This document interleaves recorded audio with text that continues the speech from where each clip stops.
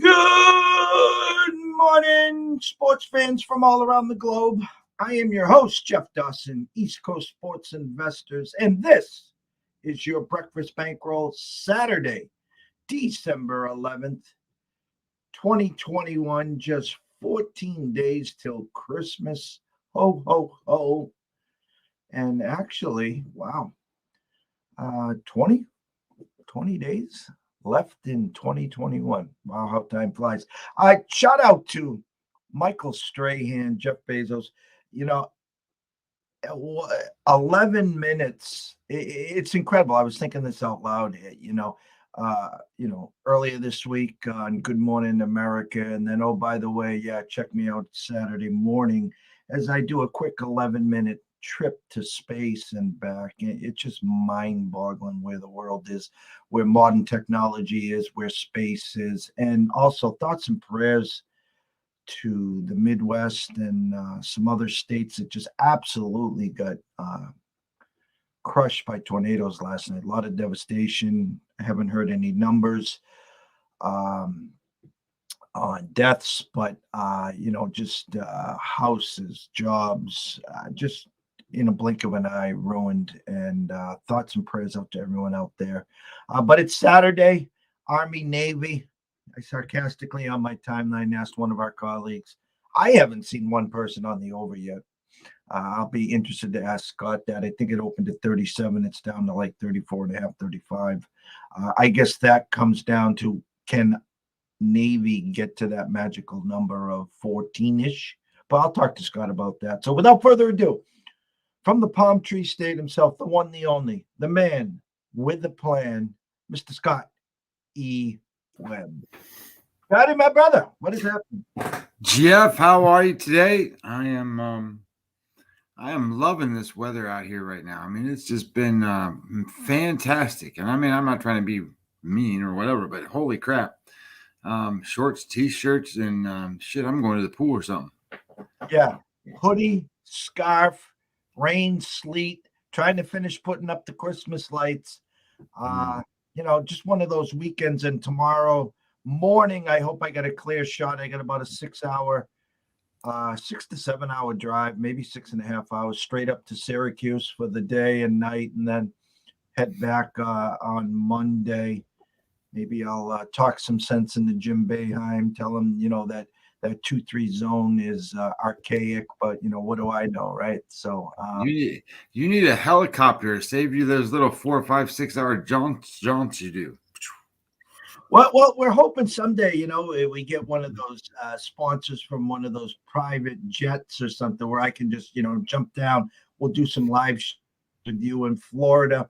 Then we'll fly over to Vegas to do a live cut with Sharapan and the crew. And then maybe jump over to San Diego from there and catch a nice baseball game and then head back after. But it's kind of a college basketball day. There's a couple smaller college football games, obviously. Obviously, the headliners, Army, Navy. And I am saying this truthfully.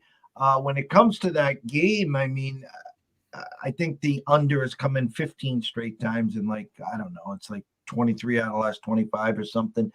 An Army team, which is much stronger this year than the Navy. But we know how these two play each other. I don't know your initial thoughts. I mean, the computer model is on 35-8. I'm getting 66% of the bets on Navy right now. Overnight, there was some buyback on Navy. I did see a couple 7.5s. It's flat sevens wherever you go. And the total is 35 straight across. There are some 34 and a hooks at Circa and Golden Nugget. At what point does the over become some value, or is this just sit, watch, and enjoy? Well, history can tell you a lot of things, but it can tell you a lot of things you're already supposed to know. It doesn't tell you the future. It doesn't predict the future. It creates it creates a cushion of thought for someone to think that this is going to continue. We talk about trends in terms of streaks, and when you want to ride hot streaks, you want to ride cold streaks. I mean, you want to keep riding and going against until that stops. I don't think that 15 years of every one of these games going under, I really don't think that that's a reflection of what it means to be on a streak. That just happens to be a readout of things, just like Ohio State plays Michigan, right? This is the first time Jim Harbaugh's beat Ohio State in, I don't know, was it 8 tries, whatever it was. And what are they now, 1-16 or one? I don't remember what the number is, something like that. But if you go back and look at the whole history of the games, Michigan's beat Ohio State more times. So if you put a big scale and it goes, the linear scale goes like this, this is just a snippet in time, right? So as far as I'm concerned, that 15 years is bleh. It doesn't mean a whole lot to me. Every team is different every year. The weather conditions can dictate unders pretty easily too. And most of the time in this game, these teams are playing in terrible weather. And yes, it's going to be 25 degrees or some crazy number like that, 30 degrees, something like that, with 14 miles an hour winds today. But they're not going to throw the ball anyway. I mean, these guys are going to run the ball. So the interesting thing that I think here is this might be one of the best Army teams we've seen in a long time, and nobody's giving them credit for that. This line of -7 makes no sense to me, and I know that it's a big rival, and these guys grow up in Army Navy and Army Navy and Army Navy.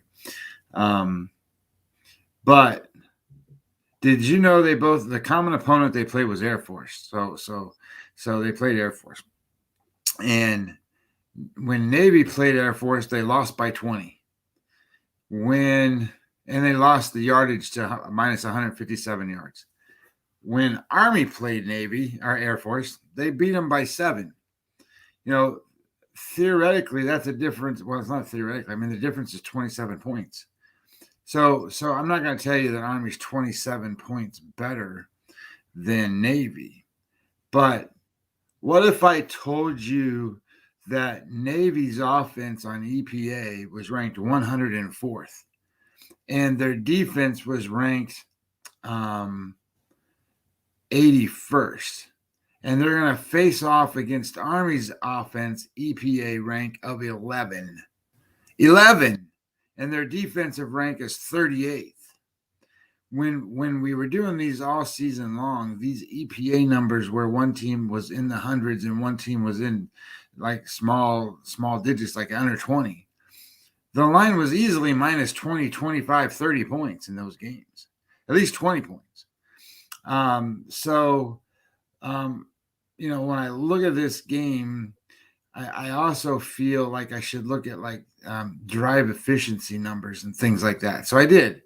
And one of the things that stands out is when Army has the ball, their offensive drive efficiency rating is 6th in all of college football, which just means that they make their first downs. They do the things they need to do to keep the ball moving, all that stuff. They're going to face a defense that's 98th in that same category.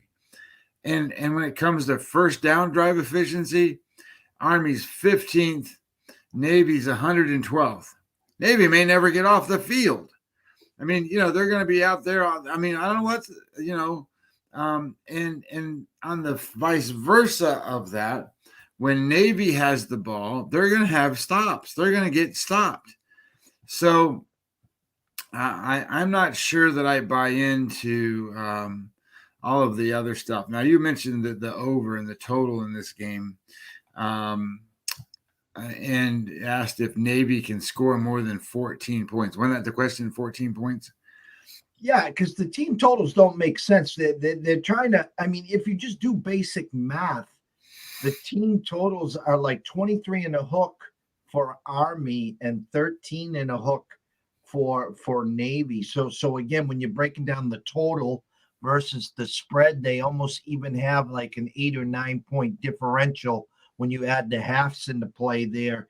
All leaning towards the Army side as well. So my computer model came out 34-23. So that's way over that number. So when you start to look at, okay, well the line's only whatever it is, 30, whatever it is. My thoughts here are, my model's probably off a little bit high. But if once I say that it's off a little bit high, you start to take that down, right? So we know that Army's not going to have any trouble moving the football. Are they going to score 34 points today? I don't know. I don't know that they won't. I think that, like I said, I think they're one of the most undervalued best teams in college football. Now, Navy, at a rank of total EPA rank of 104th. Do I think that they're going to get to 23? I don't think they're going to get to 23, which is what my model said. However, having said those things, what I think happens here is I'm just like looking at Navy's numbers right now. I'm trying to think of how many times they scored less than 30 points in a game. They played Air Force. They beat Air Force 21-14. They played Wisconsin. You remember that? They played Wisconsin. And this is how good Army is. And everybody talks about how great Wisconsin's defense was, and they're the big power school team. They got beat by Wisconsin 14-20. I mean, that was a battle. Wisconsin had to win that game in the fourth quarter to make that happen. So the only game that scares me on here that they didn't score over 30 points is against Miami of Ohio. When you're playing a MAC team, you got to score 30 points in the first half or something. But they scored 52 against UConn, 38 against Western Kentucky. They scored 43 against Georgia State. They scored 31 against Liberty, and Liberty's a bowl team. They're not a bad team. They scored 56 points against Wake Forest. This is not a bad football team, and I think that my mind tells me I don't care if it's 7, go ahead and lay the 7. If it's 7.5, I'd tell you to lay the 7.5 too, because when I bet it was at 7. I wasn't really thinking about the over/under total in this game, just because, my model might be off for some reason. And these are two teams that do like to run the ball, so the clock moves and the clock moves and the clock moves. But I think Navy's in for a long day today. And I'm just looking at the weather here. 51 degrees, 52, 53 as the game proceeds. 12% precipitation at 2, 26 at 3. 39 at 4. So, and that's just light rain. There's 3.3 miles an hour on the wind. It doesn't matter. They don't throw the ball. So the point is, it's going to be 50 degrees out there. It's not like some of these years that it's been a blizzard out there. It's been the snow. Listen, those games are a blast to watch anyways. But the point of the matter is, these guys going to have, short sleeves on, and, put the shorts on if you want. I mean, it's a spring ball game in my eyes.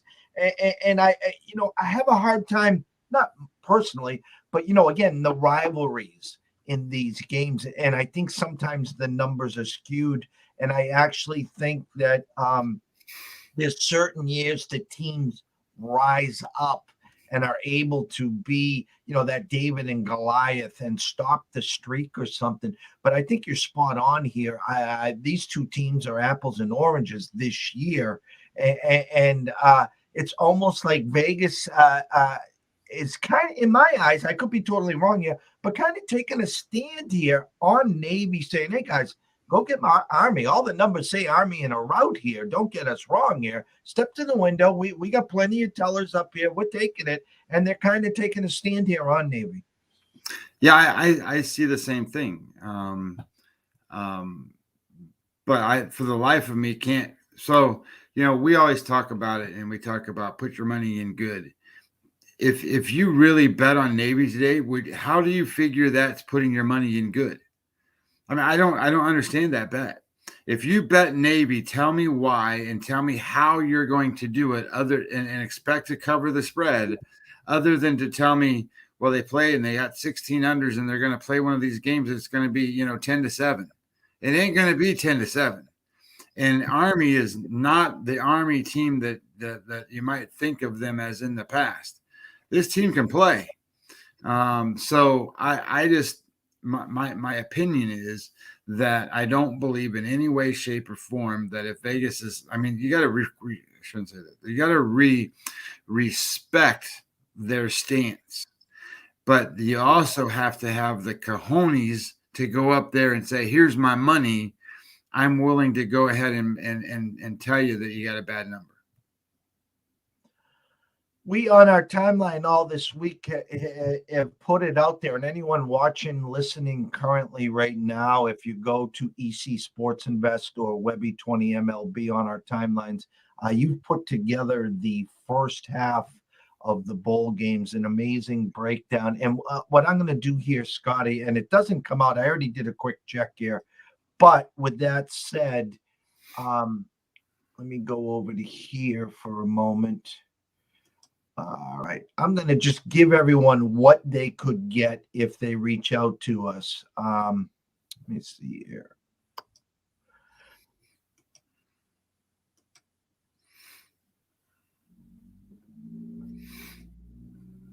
And I'm going to kind of just, again, I have to control it this way. All righty here. I'm going the wrong way here. So give everyone a breakdown of what you do, how you come up with this stuff. And then what I'm going to do is I'm going to scroll down to the first game that you've actually broken down. Again, it's real hard to see the numbers for everyone here, but just give them exactly what this is, what they'll be getting, and what they can expect. And then we'll just break down the first game so everyone can get an idea. Yeah. So ideally here, what I do as a handicapper is something totally different than what you do. And that's why I think we make a great set. So when I go do an analysis of a game, the very first thing that I end up doing is what are my data points? I do things based off of numbers and statistics, but not the same numbers and statistics that I think most people do. So some of those things that I use is in this guide. So, and I tried to set it up in such a way that it was real easy for people to understand what we're looking at. So, the first thing we talk about, and the first thing you always hear me talk about is EPA. And it's extra points added, and it's a metric that's important. The reason that the metric is important is because it's a statistic that seeks to put a measure or a value on every single play, but in terms of points, not in terms of yards or averages, this or it doesn't matter. It's about points. So kind of how this works, right? So it's done by calculating what's called extra expected points. So it measures the down and distance on field position of every play and where it starts and where it ends. So if you got a 1st and 10, for example, and you gain 3 yards, and then or you got like a 3rd and 2 or whatever the numbers are, then it starts to change the expectancy in terms of points. Because if you got a 1st and 10 and you gain 3 yards, now it's going to expect you to pass again. But if you get to a point where you're 3rd and 2 and you gain 3 yards, you're expected to get more points because you just got a 1st down. So at the end of that drive, you're going to have a certain number of expected points. And then over the course of a game, those expected points are going to go plus, minus, plus, minus, plus, minus. As the game ends, you're going to have that number that you have of expected points. And then it's going to, for every game, you're going to have that number. And then when you do EPA is just basically the extra points added together divided by the number of games they played, and that's kind of where you run into this EPA value and the EPA number. So when we talk about baseball, right, we talk about wins above replacement, and we talk about a lot of things statistical. And wins above replacement take every play and they turn it into how does this player help his team win over an average player? Well, EPA is very similar in such a way that it evaluates every play. So when you look at what I do in terms of an analysis, the first analysis that you're going to see in these little grids that I put out there is one on the box that I have for the game.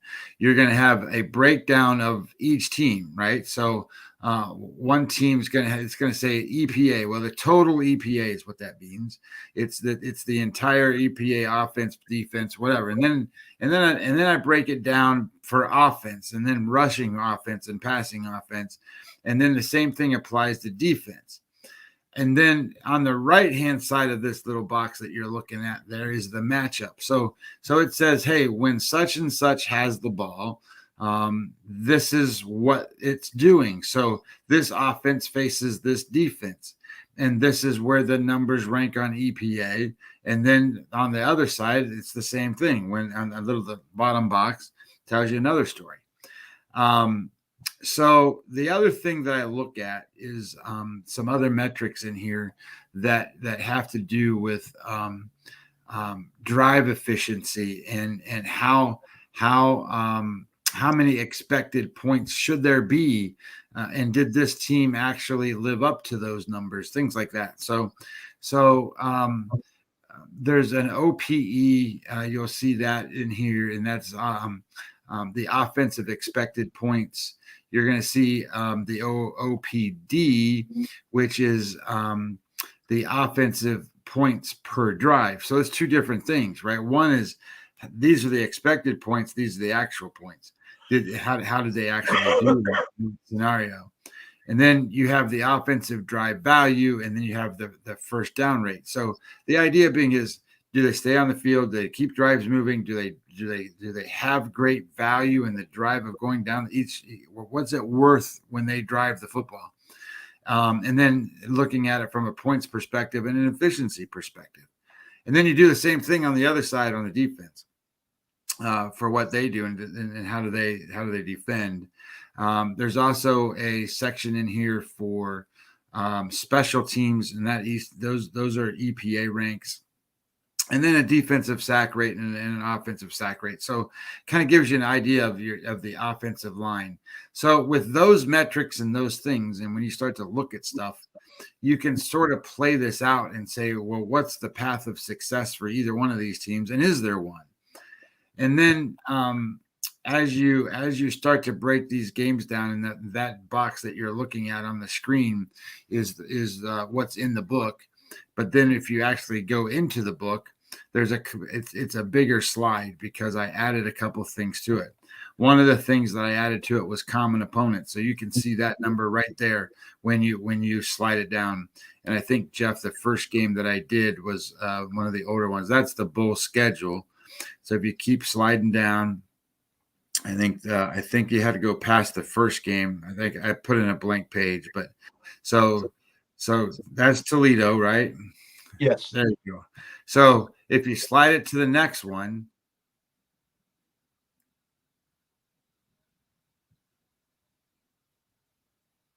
see how that's got a different box there on the right?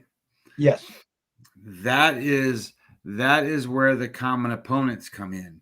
So as we're sitting here talking, I've got this pulled up on my computer, and I'll go to that game that you're sitting there. Was that the Cure Bowl? Yes, it is. All right, so here's the Cure Bowl, right? So this is Northern Illinois, and this is Coastal Carolina. Coastal Carolina, at the time that I wrote it and put it out, was -10 and 62.5. That number is going to change, so I don't know exactly what it is, but it may change. But in this case, looking at the left-hand box there, that first left-hand box, the first thing you see is you're going to see Northern Illinois, and then it's going to give you all the ranks of where they are on EPA and on the drive metric. So in this case, they rank 88th in EPA. Their offense is 19th. They pass the ball at 64th, and they run the ball at 7. So that tells you a lot. That tells you that Northern Illinois is going to be a running football team. So, but when they look at the next step down, that's their defense. So their defense EPA rank is 125. Their pass efficiency EPA is 100. Their rushing is 129. So all of those metrics are right there on the left. And then they have the offensive points expected as they rank 46th out of 130 schools. So that's not a bad thing. Their points per drive is 47th. Their value is 37th. And first down metrics is 56th. And their sack rate is 4th. So that means their offensive line is really good. They're 4th in the country at allowing sacks. But their defense is terrible. So, we can see that. And then you put Coastal Carolina on the same page, and that breaks down their numbers. So they're the right-hand column of that left box. So their EPA is 5th. Offense EPA is 2nd. Passing EPA is number 1 in the country. And rushing EPA is 12th. And then you can see that their numbers there are 3, 5, 9, 15, 71. That's their offensive drive efficiency numbers. And you can see they're not the best defensive team either.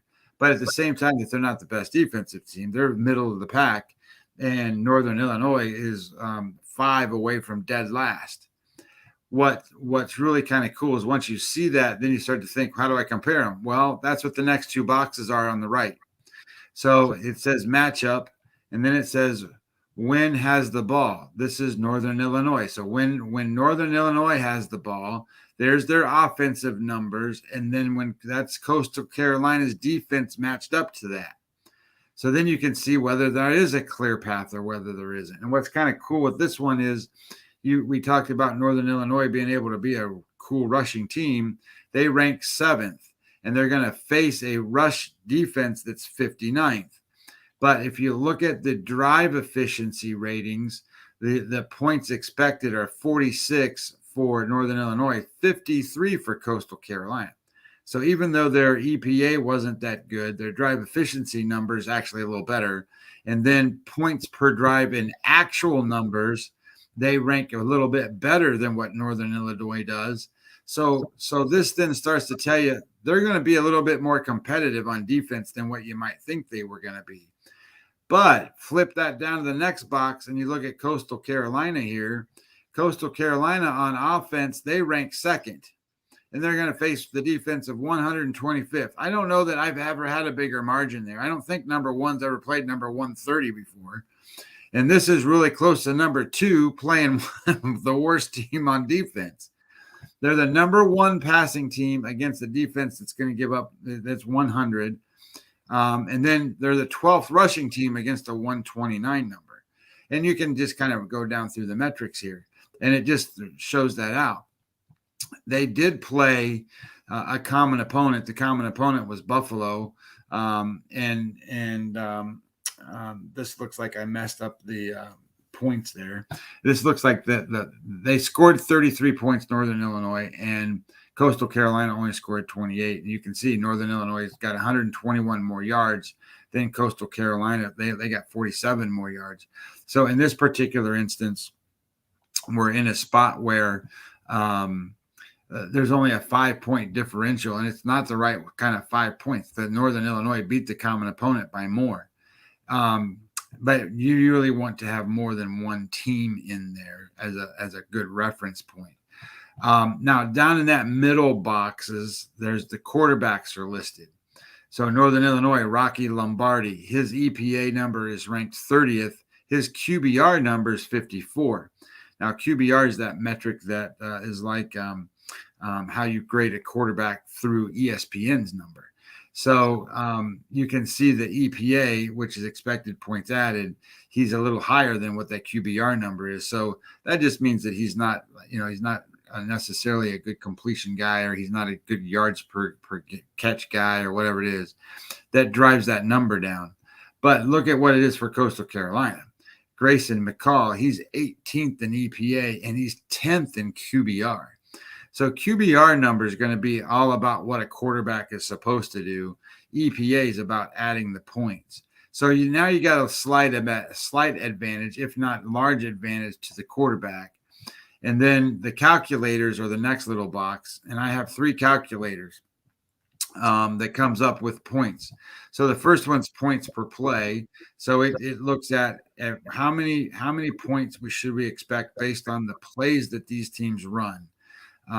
And Coastal Carolina should score 36. Northern Illinois should score 25. And then there's one for yards per point. Now, this isn't yards per play. This is yards per point. So I kind of like yards per point better than yards per play. And the reason being is that we, as gamblers and investors, we want to make sure that we're looking at driving points and looking at outcomes. So yards per point is exactly that. It looks at how many yards on average does it take to score 1 point. And here you have Northern Illinois at 26, an outcome of 26 points, and Carolina at 39 points. So that margin's 13 in that one. And then yards per play, everybody kind of knows what that metric is these days. So it's when you run a play, how many yards are you expected to get on offense, defense, whatever. And then when you match them up, the computer makes that analysis come out. So in this case, it was 39 to 29.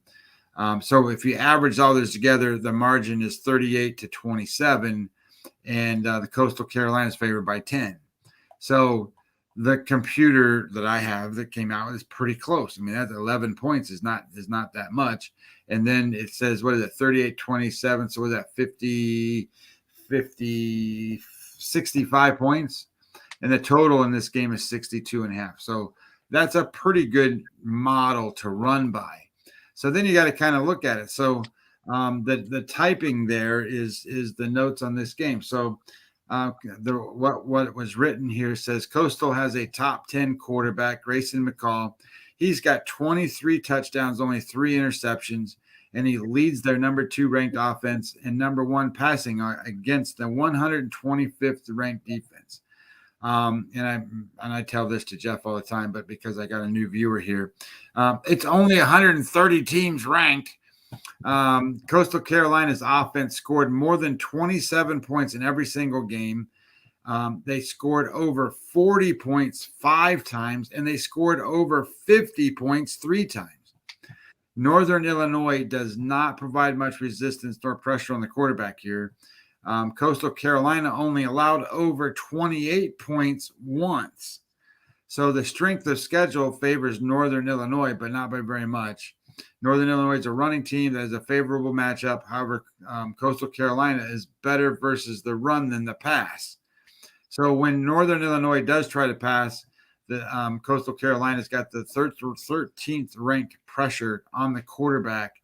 And that's not a good thing for Northern Illinois because they don't have a very good blocking situation for the offensive line. Coastal Carolina also has a special teams advantage. This is Northern Illinois' first bowl appearance under the head coach Hancock, and it's his first since and it's the team's first since 2018. Coastal Carolina was 10-2 this year, 11-1 last year. And this will be their second straight bowl game. I guess it's important to really understand that this team is not a one team, 1 year kind of who the hell are these guys? They've won 21 games and lost 3 games over the last 2 seasons. It says my model suggests a 38 to 27 win here, but the influence of this game heavily favors Coastal Carolina. So I like them to win a little bigger here. So my prediction was 41-27. And that's how I break down these games. And it's fascinating. You sent this over to me earlier this week. We've sent it out to anyone that has asked. And again, anyone watching and listening right now can reach out to myself or Scott. That's all we need is obviously your name and your email so we can forward it to you. This is the first 15 games. The first 15 bowl games. Scott working on the back half, and what we might have you do to get the back half is what you can do right now. go over to Twitch, go over to YouTube, to East Coast Sports Investors. Just subscribe. That's all we ask. Tell a friend. We're just trying to educate, not entertain here. And as we get further along to the end of this year and then the start of next year, bigger and better things could be happening. If not, we just keep moving on and keep towing the rope, as we like to say here. Our goal Hey, today. Jeff, I didn't mean to stop, but I in the guide there's also a worksheet. It's in the back section. Like when the first one I published there, I just put a little worksheet in there, and there's also the idea being is that a lot of things happen before or after this has been written. So the goal here is to kind of get the idea that if a head coach changes, if this player's not going to play, if this isn't going to happen, if that's good. So there's a little spreadsheet. You can print that out, and then you can use that as a little bit of a guide for yourself to then, some of these might be influences on the game that aren't in the book because I don't have a way to put them in there. So I just want to make sure that everybody knew that was part of it. My thought is that at least that way there's a little bit more of interaction if you wanted to do anything with it from that perspective as well. No, absolutely. And the fact of the matter is anyone that gets their hands on this guide has Scott to ask any questions. Again, this is not the end all be all. This is how he breaks the games down. And for myself, I'm more of a market guy, but combine us both and it's a deadly combination. And again, I can't stress this enough. And I do this daily, weekly, monthly, yearly. I'm going to do it again. Again, if you want entertainment, just stick to game day. Go to Fox, go to ESPN, go to social media on Twitter. There's a million characters out there. But our job here is to educate you on how we break down these games. And we don't do this for joking around. We actually put real money on these games, and we provide a marathon approach. We provide a second source of income. That motto, work hard, play hard, I get that part of it. But if you take this end of that and apply that, as I like to say, you're cooking with Crisco. So closing here, Scotty, our goal, as I started to say, was we're hoping to get on later tonight for an NFL show. It will be earlier than tomorrow morning. Again, I will be traveling to Syracuse. So close it out for us, Scotty. Well, it's Saturday. It's one of the last Saturdays that we have before all hell breaks loose, and you got basketball games everywhere, hockey games everywhere, and then NFL games starting to play on Saturday, and all kinds of other things. So there's not a whole lot going on today. I mean, I know that in a lot of people's world, college basketball is going on. It's not in my world yet. I'm getting there. I've got my NBA model working pretty good, so we'll see how that works out. Looking at that, Memphis, I like them today, minus the 8. So anyway, that being said, as we're getting into those things, we'll be talking a lot about a lot of things, and fingers crossed, hoping that these baseball players and baseball owners get their stuff together, and just enjoy your Saturday, because this is one of those days where maybe you if you got to go shopping and get the wife something, or you get the girlfriend something, or you got to get them both something. You just need to get to the point where today's the day. For myself and Scotty, look for us later tonight, maybe early this evening with our NFL show. Reach out to myself at EC Sports Invest, to Scotty at Webby20MLB, both on Twitter. Any questions that you guys want to type out, send them to East Coast Sports Investors at gmail.com. Again, if you got a second, just jump over to YouTube, subscribe. And if you get 2 seconds, jump over to Twitch. We get some big things planned for that in 2022 as well. So if you're wagering today, always wager with your head, not your heart. If you have a problem, pick up the phone. There's an 800 number. Ask for help. Why? Because we care. We want to see you here today, tomorrow, next week. 2022 and beyond. So from myself, Jeff Dawson, and Scott Webb, we wish you the best of luck. Always remember to wager responsibly. Stay in your lane. No double, triple ups, no locks. The only lock is on your front and back door of your home. So see you soon in a handful of hours. Enjoy the Army-Navy game. Anyone here wanting and that doesn't have the first 15 games of the guide presented by Scotty, reach out to us and we'll get it right out to you. And best of luck today. Cash some tickets, and we will see you later this afternoon.